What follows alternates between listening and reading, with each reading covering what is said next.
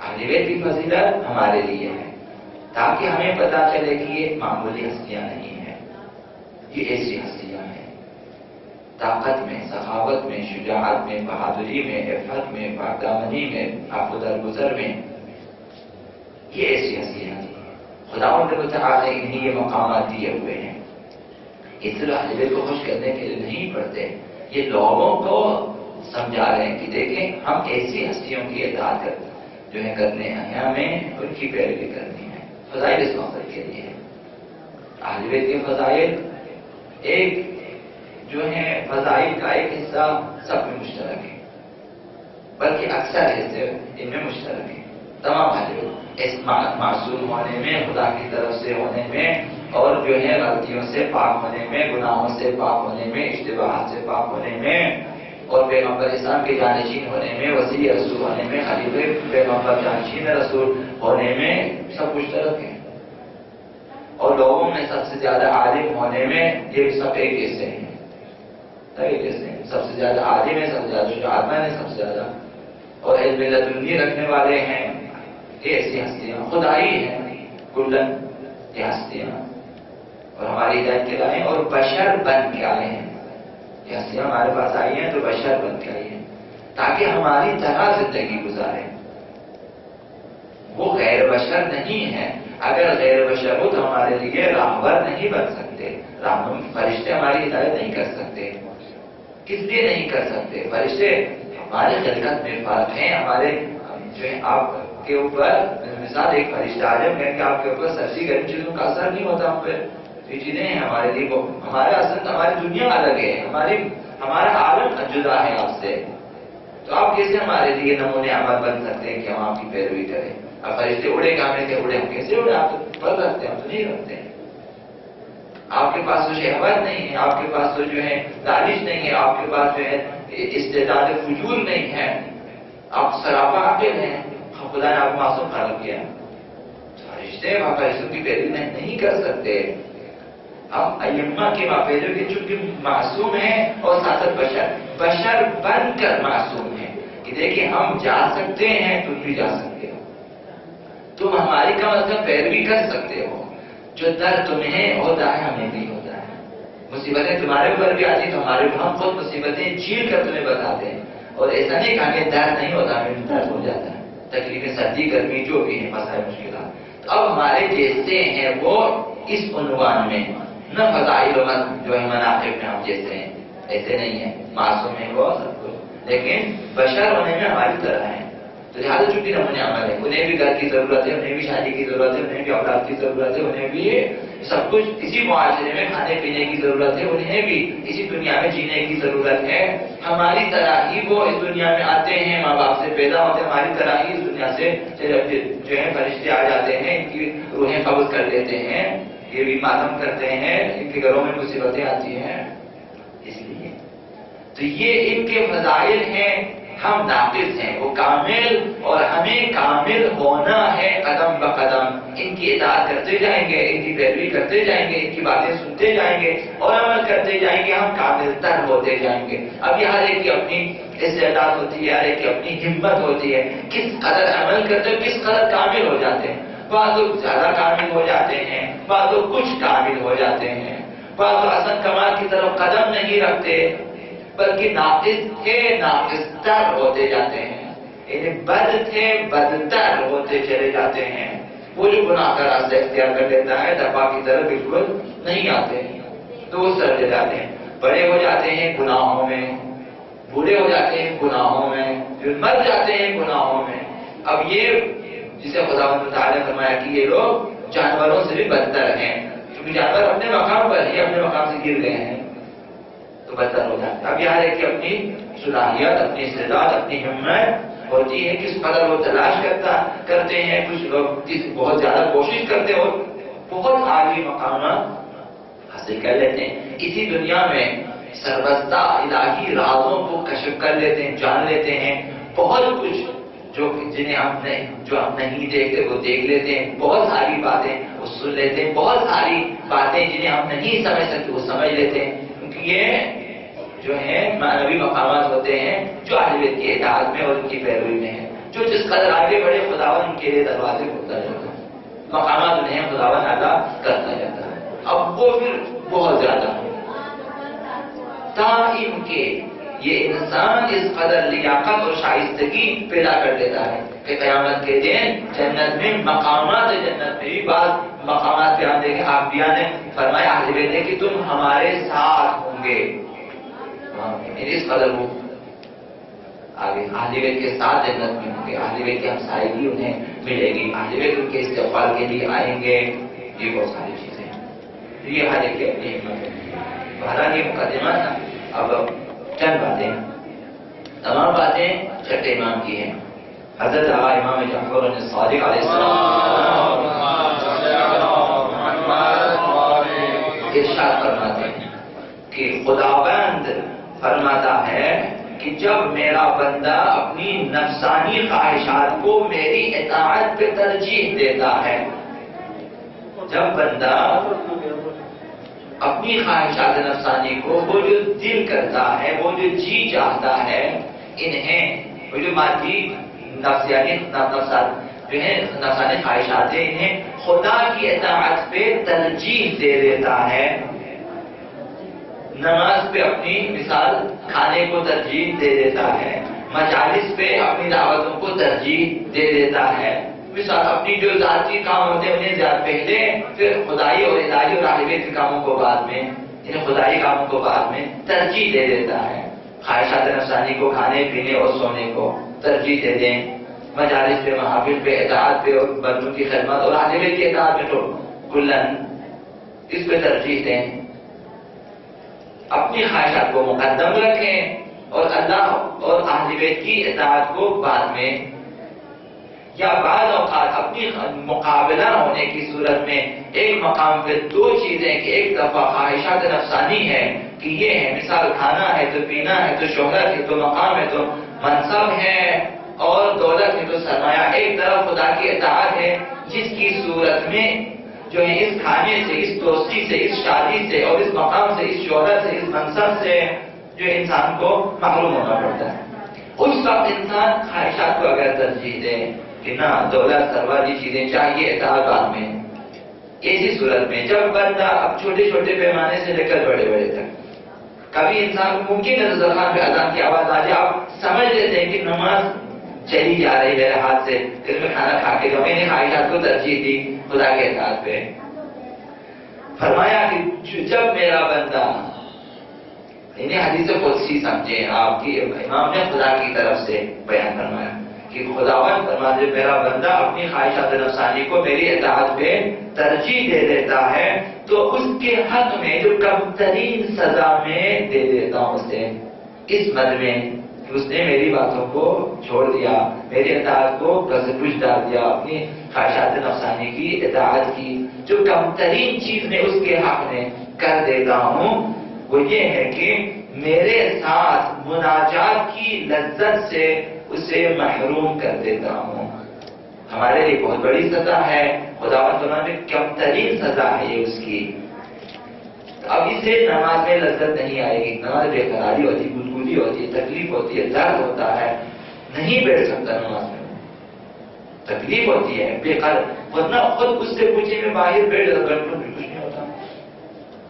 نماز میں 5 منٹ سے لے کر طولانی نماز میں 10 منٹ کھڑے تھے، باہر کتنی دیر سے کھڑے ہوتے ہیں، کچھ نہیں ہوتا، لیکن نماز میں کھڑے تکلیف ہوتی ہے.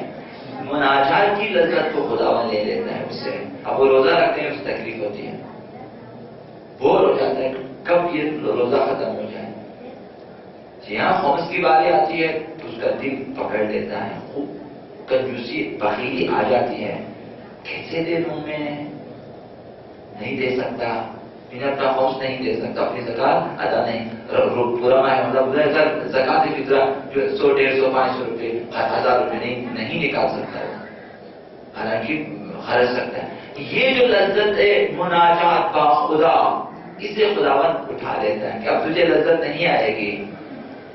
اب وہ نماز پڑھیں گے، اگر پڑھے بھی اسے خداوند تعالیٰ کی طرف سے جبری چیز سمجھ کے کہ اب کرنا ہے، اس سے اگر لذت نہیں آتی. جب انسان کو کسی کھانے میں لذت نہ ہو، انسان کو کھانا نہیں کھاتا. لیکن بعض لوگ مجبور ہیں کہ کھائیں اسی کھانے کو. ٹھیک ہے, شوگر ہے تو بغیر چینی کے پینا ہے اسے. ٹھیک ہے نا, اگر بلڈ پریشر ہے تو نمک کے بغیر اس نے کھا مجبوری ہے.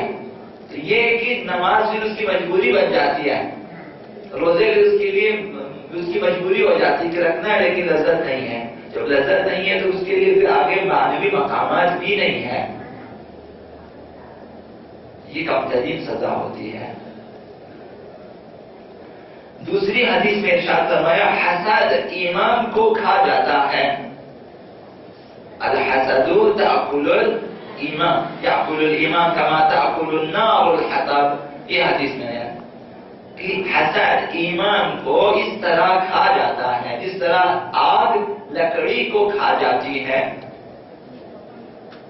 حسد کیا ہے؟ حسد زوال نعمت کی آرزو.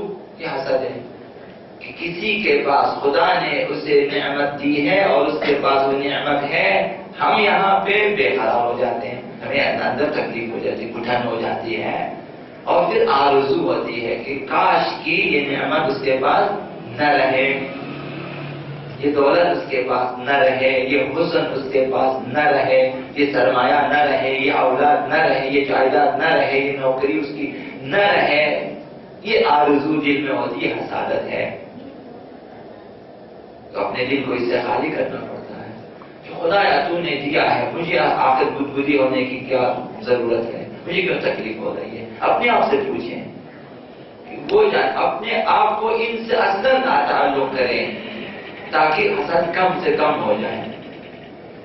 اب اس کے علاج اخلاقی کتابوں میں حسد یعنی یہ زوال نعمت کی آرزو, زوال نعمت کی آرزو, یہ حسد ہے.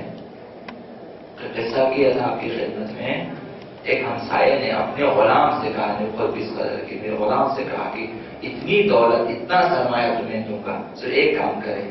کیا کام کرے؟ مجھے لے جائیں خود ہمسائے کے گھر میں, اور اس کے گھر کے پیچھے جو ہے ایک جگہ ہے, وہاں لے جائیں اور مجھے قتل کریں, سارا سرمایہ تمہارا. کہا کہ فائدہ کیا کہ میں تجھے قتل کروں, تو میرا مالک ہے, میں غلام ہوں, تمہارا سرمایہ بھی مجھے مل رہا ہے اور میں تمہیں قتل کروں جا کے. کہا کہ اس وجہ سے کہ میری سارے خون کی ذمہ داری اس کے اوپر آ جائے گی, اور میں چاہتا ہوں کہ وہ گرفتار ہو جائے. دوسرے کو گرفتار کرنے کے لیے اپنے آپ کو حتیٰ کہ حسد یہاں تک انسان کو لے جاتا ہے کہ مجھے قتل کرے, خود بھی جہنمی جا رہا ہے اور غلام کو بھی جہنمی قاتل بنا رہا ہے. غلام نے لے کے اس کو قتل کیا, پھر کیس ہوا. غلام نے کہا کہ میں ایک دفعہ آپ میں آ جاتا ہے, کہا میں سچ کہوں گا, کوئی بیچارہ نہیں ہے. کہا کہ یہ اس نے خود کیا کہ میں نے کیا, یہ بیچارہ مفت میں مارا جا رہا ہے, کہا اس سے کوئی قصور نہیں ہے. اب اس سچ کہنے پہ, اب اس وقت کا بادشاہ تھا جو بھی تھا, سچ کہنے پہ اس کا سرمایہ بھی غلام کو دیا, اس کو معاف بھی کر دیا, ہمسائے بھی. یہ حسد اس قدر ہوتی ہے. بعض لوگ تعویذات کے پیچھے چلے جاتے ہیں کہ میاں بیوی میں جدائی ہو جائے, بعض لوگ کس کی نوکری ختم ہو جائے, بعض لوگ سے ایکسیڈنٹ ہو جائے. جتنے سماج کی کتابیں جو آپ دیکھیں گے اسی مقصد کے لیے ہیں. کم و بیش سب کو معلوم ہے, ہم نے بھی کچھ نہ کچھ مطالعہ کیا, دیکھا کہ اس قسم کے ہیں. کبھی پرندوں کے منہ میں تعویذ طلسم دے کے اسے کفن پہنا کے اس کا منہ بند کر کے چھوڑ دیتے ہیں, وہ بیچارہ مر جائے, اس کا منہ بند ہے. اب وہ تعویذ کی وجہ سے پرندہ مرے گا, اور وہ جس کے نام پہ تعویذ طلسم وغیرہ کیا ہو یا بیمار ہو جاتے یا اس طرح کی بہت ساری چیزیں ہیں. یہ حسادت کی وجہ سے. تیسری حدیث میں ارشاد فرمایا کہ غیبت کرنا ہر مسلمان کے لیے حرام ہے.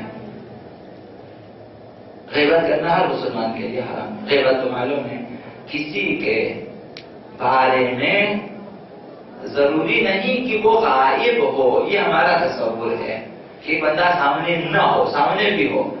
دو بندے آپس میں بات کرتے ہیں, ایک مخاطب ہے, دوسرا سامع یا حاضر, اور تیسرے بندے کے بارے میں بات ہوتی ہے.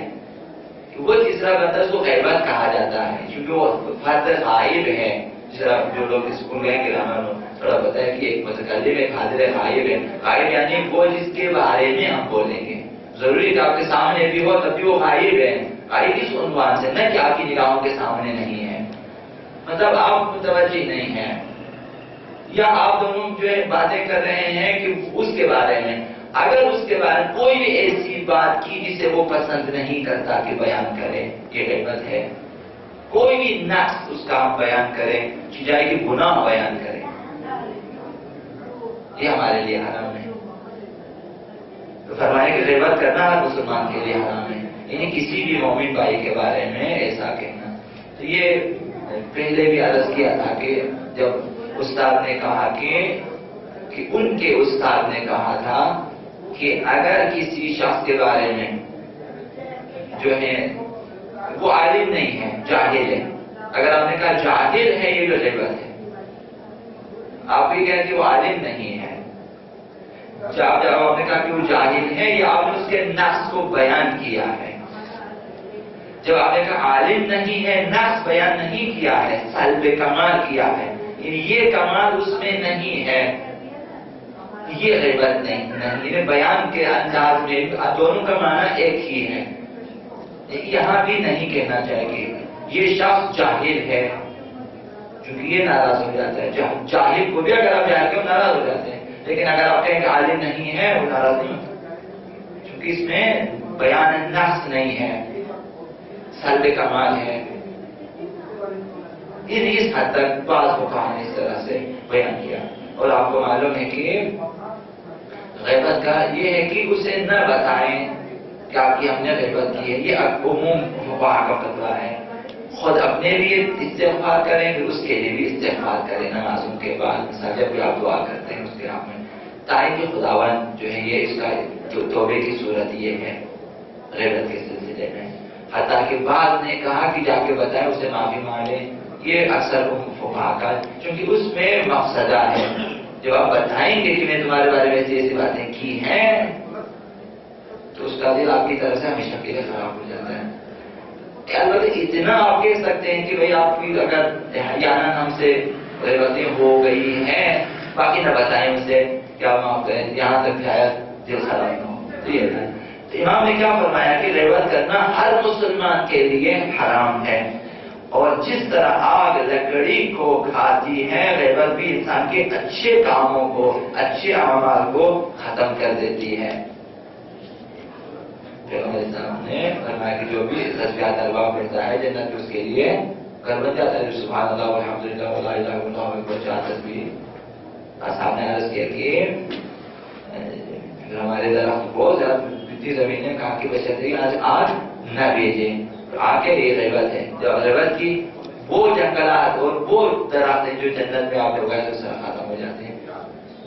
اسی طرح سے ان گناہوں سے محفوظ رکھنا اپنے اعمال کو، یہ تو لازماً آپ کو اپنے تعلقات کم کرنے پڑتے ہیں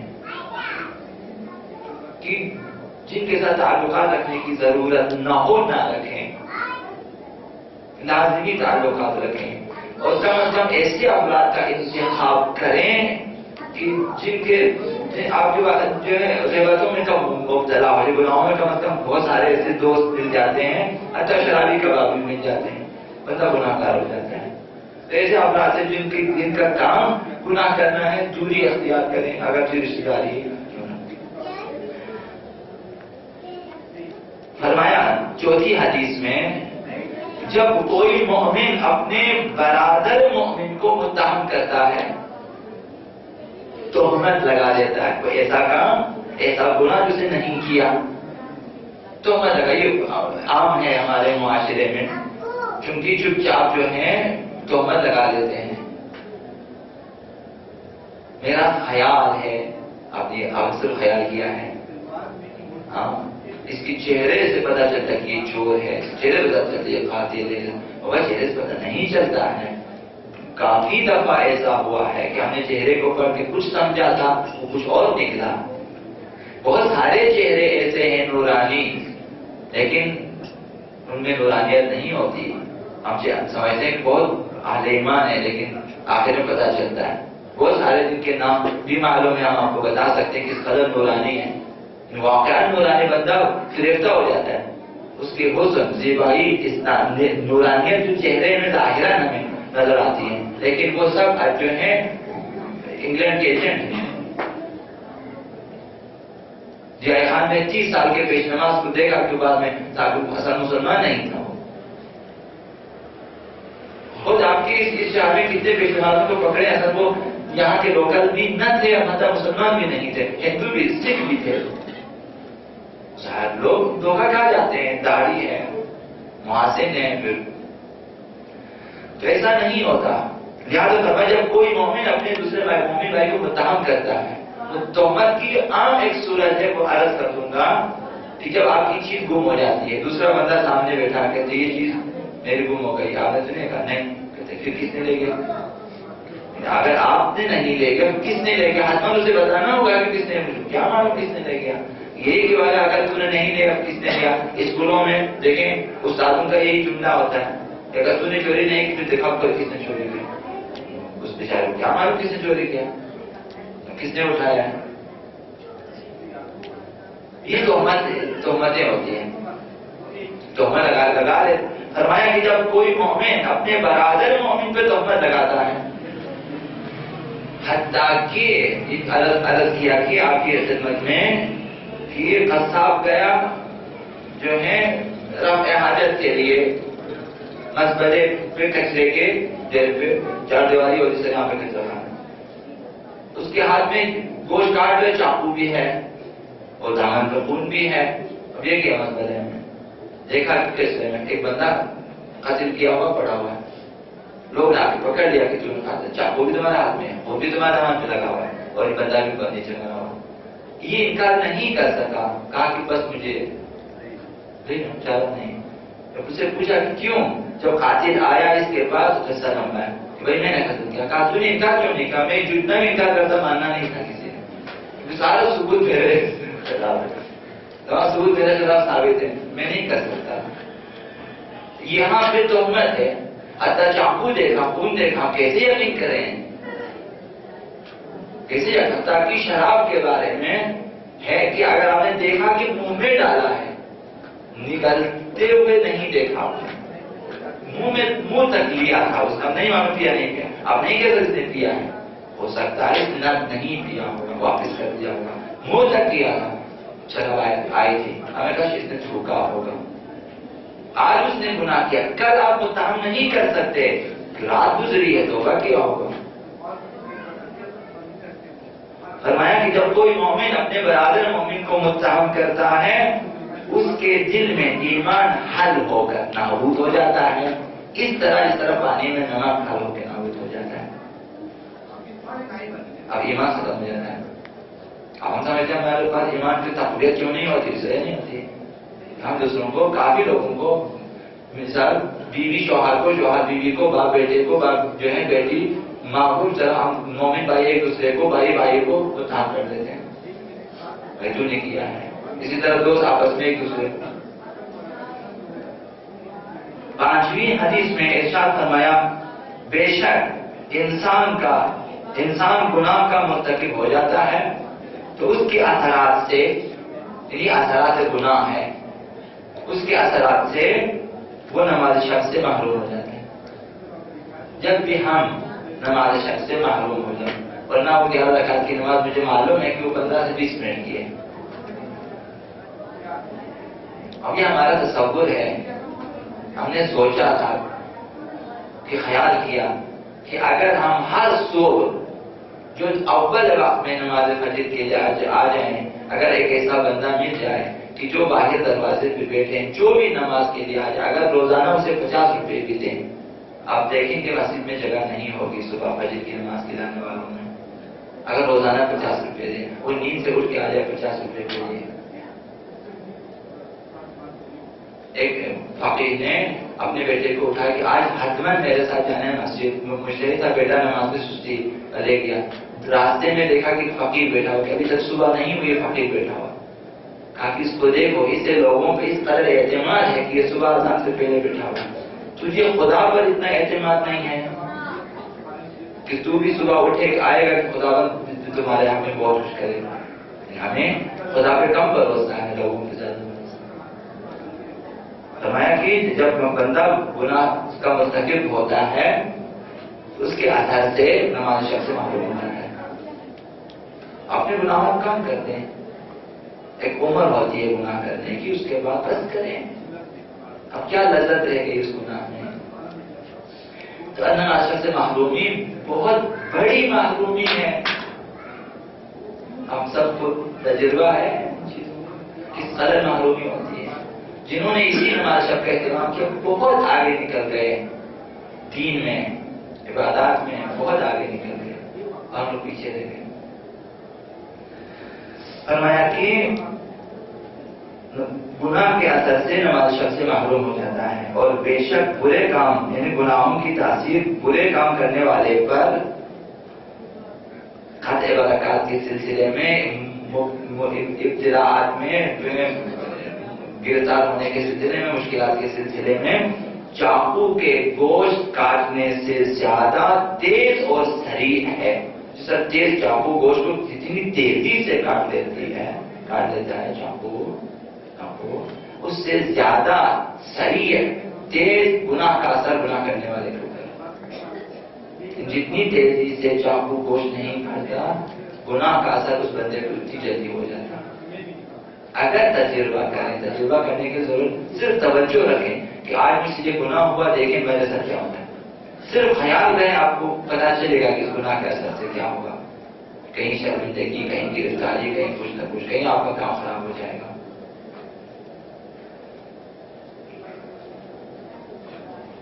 فرمایا چھٹی حدیث میں جو شخص اللہ کی دی ہوئی روزی پہ قانی ہو جاتا ہے وہ بے نیاز ترین شخص ہوتا ہے. اگر آپ کو بے نیازی جتنی آپ کو خدا نے دی ہوئی ہے، رزق و روزی تقریباً تقسیم شدہ ہے. زیادہ تلاش کرنے سے زیادہ روزی نہیں ملتی ہے. اپنا وقت ضائع کرتا ہے، عبادتوں سے محروم ہو جاتے ہیں، دین سے محروم ہو جاتا ہے، لیکن ملتا کچھ نہیں ہے. اگر ملے بھی بے برکت ملے گی. مجھے معلوم ہے کہ اگر آپ لے لیں مثال، کچھ لوگ جب دائیں ہاتھ سے نہیں ملے پھر بائیں ہاتھ شروع کر دیتے ہیں، کہتے ہیں اوپر کی کمائی کھائیں گے، اوپر کی کمائی کھانا شروع کر دیتے ہیں. آپ دیکھیں گے کہ سب کچھ سال جمع کریں ایک دن میں اس سے وہ پکا دے گا. فرمایا 7ویں حدیث میں دنیا کی نسبت زہد اور بے رغبتی، جسے ہم کہتے ہیں زاہد، زاہد دنیا کی بے رغبت ہونا، مال دنیا کے سلسلے میں، یہ نہیں ہے کہ مال کو نابود کر دو، کہ مجھے مال نہیں چاہیے، پیسوں کو آگ لگا دیں، کاروبار کو خراب کر دیں. یہ بے رغبتی یہ نہیں ہے، کمانا چھوڑ دیں، نہ یہ زہد یہ نہیں ہے. فرمایا بلکہ دنیا کی نسبت زہد یہ ہے کہ جو کچھ تیرے ہاتھ میں ہے اس پر اللہ کے ہاں جو کچھ ہے اس کی نسبت زیادہ اعتماد نہ کریں. تاکہ دولت ہے، اولاد ہے، سرمایہ ہے، گھر ہے، سب کچھ، لیکن جو کچھ خدا کے پاس ہے اس پر بھروسہ رکھیں، نہ اس پر. بے رغبتی ہے کہ اپنے مال دنیا پہ، اپنے پیسوں، اپنی تنخواہ، اپنی زندگی پہ، اپنی جوانی پہ بھروسہ رکھنا چاہیے. اس میں کوئی بھی چیز بھروسے کی نہیں ہے، کوئی بھی چیز بھروسے کی نہیں، کیونکہ آپ کو ان میں سے کوئی چیز نہیں بچا سکتی ہے. نہ دولت، نہ اولاد، نہ دوست، آپ کے کام آنے والے ان میں تقریباً نہیں ہوتے. لہٰذا اگر خدا پر بھروسہ کیا پھر یہ چیزیں بھی ہمارے کام آئیں. 8ویں حدیث میں ارشاد فرمایا کہ جو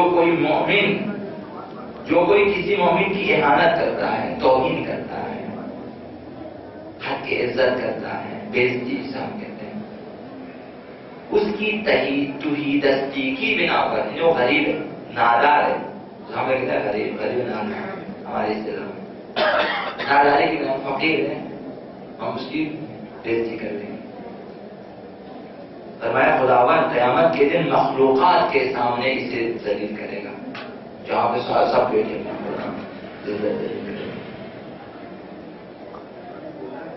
فرمایا جس کے پاس حیا نہ اس کے پاس ایمان نہیں ہے.